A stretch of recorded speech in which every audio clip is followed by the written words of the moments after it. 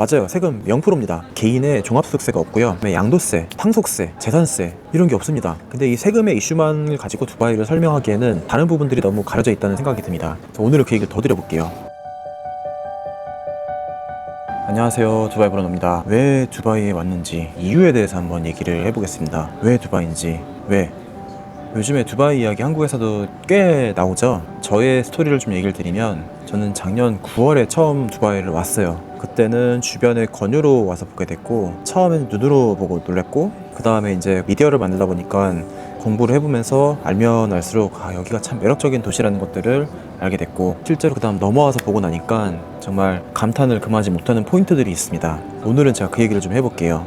근데 그 이야기를 하기 전에 이 한국의 상황과 지금 이 두바이의 상황 비교가 되다 보니까 더 그런 것들을 제가 많이 느끼게 되는 것 같거든요. 오늘은 그 설명을 제가 좀 드려볼게요. 한국은 요즘에 기득권이 막 가득하고 지금 저물어가고 있는 이 대한민국 어떡합니까? 그래서 저는 이제 넥스트를 준비해야 되거든요. 앞으로 뭐 해먹고 살고 앞으로의 성장 동력이 되게 중요한데, 그런 것들에 대한 고민을 하고 있는 한 사람으로서, 이제 사업하는 사람 입장에서, 혹은 앞으로의 한 20년 정도를 준비해야 되는 입장에서, 지금 오늘 제가 만드는 이 영상이 많은 분들한테 조금 도움이 됐으면 좋겠어요. 자, 일단 첫 번째, 제가 이전에 영상 올려놨던 게 몇 개 있거든요. 나는 두바이에 오게 됐는데 왜 오게 됐는지, 그런 내용들이 있는데, 저는 좀 더 보편적으로 왜 두바이를 사람들이 오는지 이런 것들에 대한 얘기를 좀 더 드리려고 합니다.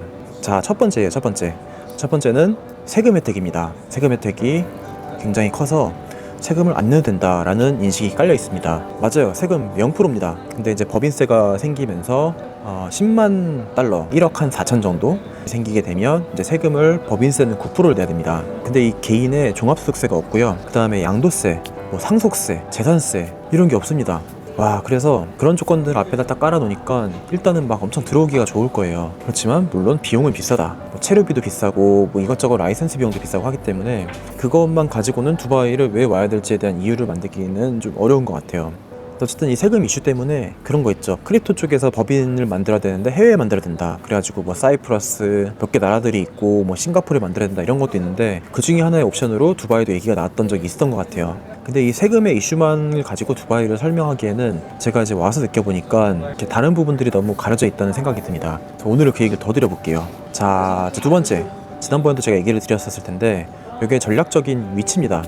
자, 지금 우리나라의 기준으로 생각해 볼게요. 우리나라가 익숙한 미국, 중국, 일본, 이제 동남아시아, 그 다음에 유럽 쪽, 이런 쪽들은 뭔가 교역도 많고 정보도 많이 있고 한인 사회도 많이 발달이 돼 있죠. 근데 아프리카, 중동 이쪽은 건설붐 이런 거 아니면은 우리나라 사람들이 별로 살 그런 생각조차 안 했을 거고, 한인 사회도 없고 한데, 앞으로 미래 시장을 보게 되면요, 동남아, 말레이시아, 인도네시아 이쪽에 인구 엄청나게 지금 폭발적으로 성장을 하고 있죠. 그 다음에 아프리카 쪽이 그러고 있죠. 또 이 중동 지역도 아이들을 많이 낳는 문화가 있다 보니까 이 전반적으로 지금 이 미들이스트, 메나라고 부르죠. 미들이스트, 노스, 아프리카 이쪽 지역의 성장성이 무시무시합니다. 근데 거기에 대해서 우리나라가 그러면 거점 지역에 뭘 하고 있을까라고 하면은 동남아 지역에 태국이라든가 말레이시아 정도의 한인 이런 것들이 조금 있고, 그 다음에 사실 이 나머지 지역을 커버할 수 있는 그 거점이 여태까지 없었어요. 싱가폴도 여기랑은 조금 다른 영역이죠. 그래서 앞으로 우리들한테는 익숙하지 않은 지역이지만 이쪽에 앞으로의 성장성, 이 젊은 세대들 경제 발전 이런 것들을 봤을 때 미리 준비할 필요가 있다는 생각입니다. 그게 두 번째 이유였고요. 자, 세 번째입니다. 세 번째는 외국인의 투자 유치가 굉장히 활발합니다. FDI라고 해서 외국인들의 직접 투자 유치가 지금 이 아랍에미리트 이쪽이 전 세계 탑 10에 들어간다고 하고 있어요. 그게 어떤 흐름인가라고 보게 되니까 이거 한번 잘 들어보세요. 일단 지금 개발을 막 하면서 인프라, 부동산 분양을 엄청나게 합니다. 세일 쪽에서 돈을 많이 벌었다 이런 것들이 나오고, 부동산을 취득을 해가지고 거기서 연 10%, 20% 막 성장했다 이런 얘기들이 나옵니다. 그러니까 이 지금 전 세계에 불안불안한 세계에 있는 나라들 있죠. 중국, 러시아 이런 다른 제3세계 나라들이 거기에 있는 자산가들이 돈을 막 빼가지고 지금 두바이로 막 오고 있어요. 코인을 갖고 오는 경우도 있고 달러를 보내가지고 오는 경우도 있고 다양할 텐데, 여러 가지 방법을 통해서 두바이로 들어오고 있고요. 그게 결국 부동산에 유입이 되면서 나라 입장에서는 투자가 유치가 된 거예요. 그래서 이 부동산 묵직한 이 자산이 있고 그걸 이제 컨텐츠로 점점 승화해가면서 나라의 다양한 영역의 경제 발전을 만들어가고 있습니다. 그거의 밸런스가 상당히 좋다라는 생각을 하고 있어요, 저는. 그래서 이 다방면에 걸쳐서 금융을 만들어가는 이 노하우 이런 것들에 대해서 상당히 배울 점이 많다라고 생각을 하고 있습니다. 자, 네 번째, 미래 기술이에요. 지금 제가 여기 와 있는 곳을 조금 보여드리면요, 여기는 이렇게 크리에이터 HQ라고 해가지고 앞으로 크리에이터를 양성하는 그런 곳이에요.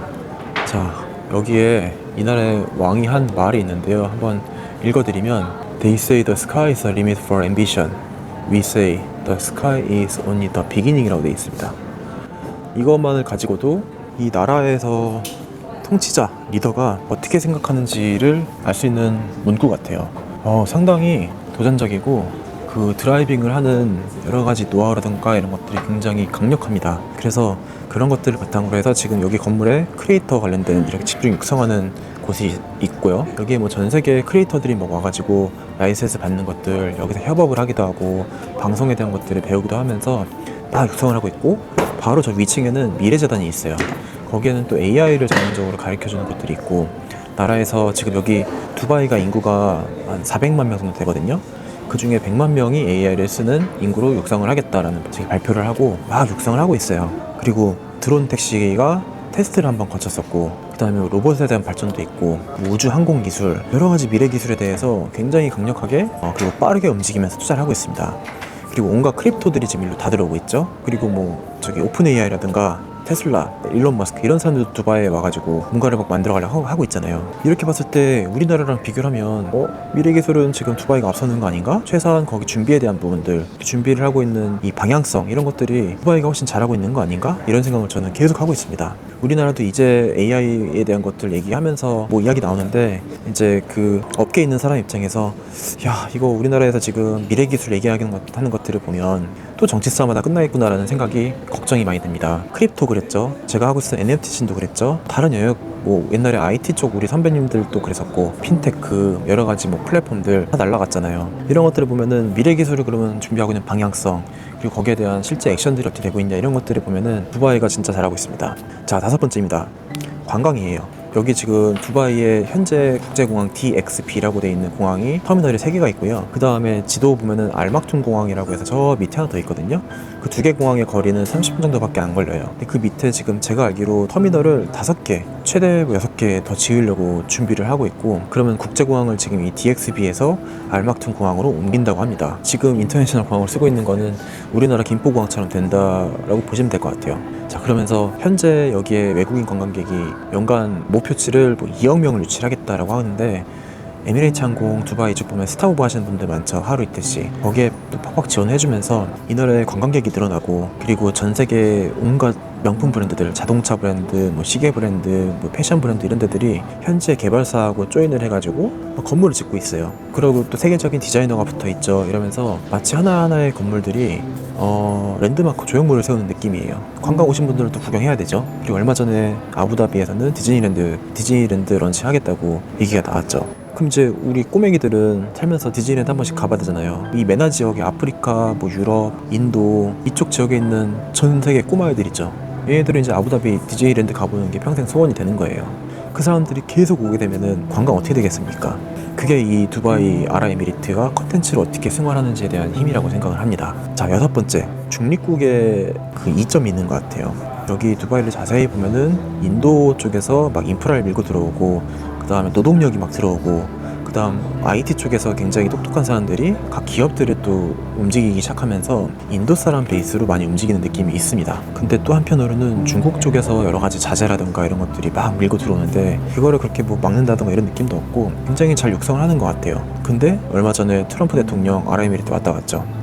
이게 어떻게 보면은 이 공산주의 진영과 자유 진영의 양쪽에 굉장히 중립을 유지를 잘하면서 밸런스를 굉장히 잘 유지한다는 생각이에요. 그래서 얼마 전까지만 해도 또 뭐 저기 이스라엘, 이란 막 미사일 날아다니고 했었는데, 두바이는 거기에 대해서 상대적으로 안전한 편이었습니다.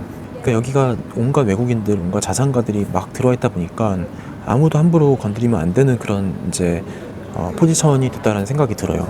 그래서 그런 면에서 중립국의 느낌이 이제 있고요. 그리고 또 이어서 말씀을 드리면 안정성이에요. 여기에 지금 전 세계에서 백만장자들이 제일 많이 유입되는 나라가 1등이 아랍에미리트입니다. 올해 뭐 9,400명인가 그렇게 통계가 얼마 전에 나와서 한창 이슈였는데 그 사람들이 여기 왜 올까요? 바보가 아닌데 돈을 가지고 움직여서 여기다가 파킹을 했을 때 부동산을 사고 투자를 하고 은행에 돈을 넣어놓으면 나라가 안정적이어야 되잖아요.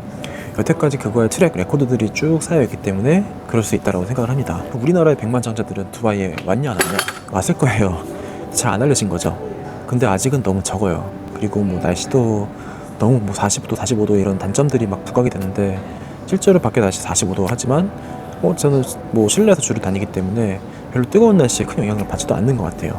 자, 그러면은 여기에서 결국에는 이 자산을 지켜줄 수 있는 안정성이 되게 중요한데 거기에 해당되는 것들이 좀 전에 제가 저기 보여드린 이 리더, 정책의 방향성 이런 것들, 정치적인 것들 그리고 법이라든가 이런 것들이 갑자기 막 180도 틀어진다든가 이래버리면은 기업하는 사람들 입장에서는 안정적인 환경이 아니거든요. 그런 면에서 봤을 때 여기는 1970년대 건국 이래부터 계속 미래를 보면서 나라를 발전시키고 있기 때문에 그 일관된 방향성에서 저희 같은 기업인들은 그 안에서 내가 할 수 있는 영역들의 포지션을 잡아가고 나도 이 방향을 같이 뛰기 시작하면 되는 거거든요. 그런 면에서 안정성이 있습니다. 자, 여덟 번째는 고도의 성장 기회라고 생각을 합니다. 자, 이거는 우리 한국인한테 굉장히 유리한 포인트인데 자, 이걸 얘기 드릴게요. 두바이가 지금 인프라부터 해서 이런 건물 이런 것들 통해서 컨텐츠 그 다음에 뭐 관광, 내수, 유통 이런 것들이 같이 맞물리고 있거든요. 그래가지고 굉장히 하드한 인프라 그 다음에 굉장히 소프트한 이 컨텐츠 그 다음에 굉장히 테크, 논리적인 로지컬한 이 미래 테크 쪽 이 3박자를 맞추면서 가는 중이에요. 전 세계에서 이 3박자를 제일 잘 맞추면서 가는 나라가 어딜까라고 하면은 저는 단연 우리나라가 거기에 한 두세 손가락 안에 꽂힌다라고 생각을 합니다. 물론 미국, 중국은 우리랑 좀 다르죠. 내수가 맞춰주잖아요. 근데 내수만으로 해결할 수 없는 우리나라 같은 경우에 인데도 불구하고 인프라 잘 깔았죠. 안에서 제조 잘하고 있죠. 지금 콘텐츠 잘 만들고 있었고 그래도 금융 이런 것들에 인해서 우리나라가 전 세계에서 강대국들 사이에서 꿀리지 않는 나라가 됐잖아요. 이제는 우리나라보다 못 사는 나라 너무 많습니다. 그렇게 보면은 전체 포지셔닝 했을 때 우리나라만큼 고루 발전되어 있는 나라는 일본 정도? 그러지 않을까요? 근데 그런 한국인에게 이 두바이를 보게 되면은 제가 자주 느끼는 거는 1990년대, 2000년대 우리나라 어릴 때 추억을 느끼는 것 같다. 그때 동네에서는 뭐 길거리에서 차에서 막 떡볶이 팔고 있고 동네 요크루트 아주머니들 돌아다니면서 요크루트 나눠주고 그랬던 시절 있죠. 그게 이쪽 인도 사람들이 밀고 들어오면서 막 뭔가 마트 막 생기고 하는데 아직 그게 우리나라 편의점 수준까지도 안 올라왔어요. 편의점 너무 있으면 좋겠습니다. 근데 여기 없어요. 또 한편으로는 이렇게 최신식 건물들이 이쪽에서는 AI 막 코딩 이런 것들을 막 정책적으로 육성하면서 비자를 주고 있어요. 우리나라는 뭐 AI 잘 다루는 전 세계 외국인들한테 비자 주거나 이런 거 공식적으로 별로 없죠. 그러면서 양쪽에 이건 채워지고 있는데 가운데가 비어 있거든요. 가운데에 노하우는 어디 있냐? 우리가 90년대, 2000년대를 지나오면서 겪었던 모든 것들 거기에 많이 녹아있다고 생각을 합니다. 자, 그게 제가 왜 두바이를 오게 됐는지에 대한 8가지 이유였고요. 하나 더 생각났는데 한 개 더 생각났어요. 자, 9번째입니다. 9번째는요, 여기에 온갖 외국인들이 섞여 있어서 내가 여기서 두바이에서 나의 브랜드를 딱 갖추고 나 스스로도 인플루언서가 되고 이렇게 자리를 잡게 되면 전 세계에 내놓으라는 탑 플레이어들하고 다이렉트로 연결될 수 있는 장소가 여긴 것 같습니다. 제가 만약에 일본 가가지고 뭔가 하고 있으면 일본 사람들 위주로 연결이 되겠죠. 근데 다른 나라들은 놓칠 수밖에 없어요. 근데 두바이에서는 저랑 비슷한 관점으로 두바이를 본 사람들이 꽤 많을 거고 그 중에서도 그냥 여기서는 월급만 받아서 살아야겠다 이렇게 생각하는 사람들보다는 그런 과정에서 나의 사업도 준비를 해보고 그 사업은 단순히 두바이 아랍에미리트만을 바라보는 게 아니라 이 글로벌 시장을 바라보면서 왔었을 거기 때문에 관점들이 비슷하고 이 에너지 온도가 비슷합니다. 막 열정이 넘쳐요. 앰비션 있잖아요. 앰비션. 열정 넘치는 사람들이 여기 있습니다. 그런 온 나라에 내놓으라는 사람들이 와 있다 보니까 여기서 이 시간을 같이 보낸 사람들이 앞으로 5년 뒤, 10년 뒤에는 그 나라로 돌아갈 수도 있죠. 그런 사람들은 굉장히 독보적인 플레이어들이 될 거라는 생각을 하고 있습니다. 그게 네트워킹의 기회라고 볼 수 있겠네요. 그게 제가 생각하는 이 9번째 왜 두바이를 와야 되는지에 대한 이유입니다. 자, 이 내용들은 제가 막연하게 생각으로 떠올린 것도 있는데 하나하나 철자로 눌러 담은 것들이 있습니다. 그거는 지금 여기 화면에 보이시는 책 있죠? 이 책이 지난번에 제가 전체 내용을 같이 또 검토를 하면서 오탈자도 봐드리고 전체 구성이나 이런 것들을 보면서 저도 생각을 좀 보태기도 했던 그런 제 파트너가 이번에 발간한 두바이에 관련된 책인데요. 여러 가지 목적이 있는 것 같아요. 큰 틀에서는 두바이가 지금 제가 얘기 드렸던 왜 두바이가 앞으로 떠오를 것이고 그래서 주목을 해야 되는지에 대한 이유가 있고요. 그래서 첫 번째 스텝으로는 보통 다 부동산 관련돼 가지고 오신 분들이 많거든요. 근데 부동산도 그냥 뭐 두바이가 발전하니까 뭐 쉽게 볼 수 있는 건 아니고요. 어쨌든 큰 돈 들어가는 거기 때문에 그러려면 알아야 될 것들, 지역적인 특성, 브랜드별 특성 이런 것들이 다 좀 다르거든요. 그런 것들을 또 다뤄놨고 그 다음에는 사업적으로 어떠한 분야에서 어떻게 어프로치 해야 될 건지에 대한 그런 백그라운드를 이해할 수 있는 내용들로 담겨져 있어요. 저도 PDF로 그 내용들을 보면서 검토를 하고 내용들이 익혀왔지만 앞으로 두바이를 계속 저는 몸으로 뛰면서 탐구하고 이 비즈니스를 만들어가는 과정에서 이 책이 상당히 도움이 저한테는 많이 될 거라고 생각을 하고 있습니다. 그래서 두바이 혹은 앞으로 GCC, 메나 이쪽 지역에 대해서 사업이나 뭐 생각이 있으신 분들은 이 책은 밑줄 쳐가면서 여러 번 보시기를 추천을 드리겠습니다. 네, 요즘 제가 유튜브로 제가 만들어가는 비즈니스가 이제는 조금씩 궤도에 올라오면서 이제 그런 내용들도 담아놨고 그 다음에 왜 두바이 그리고 이 두바이에서 움직이는 사람들에 대한 이야기, 기업에 대한 이야기 이렇게 점점 더 두바이의 비즈니스에 특화된 내용으로 이제 가고 있는데요. 앞으로 두바이의 비즈니스에 관심이 있거나 혹은 난 취업하고 싶다 아니 그냥 궁금하다 이런 분들은 댓글도 남겨주시고 혹은 제가 첨부해드리는 밑에 링크 이런 것도 참고하셔가지고 내용들을 그리고 아이디어를 많이 얻어가셨으면 좋겠습니다. 그럼 오늘은 여기서 마치겠습니다. 감사합니다.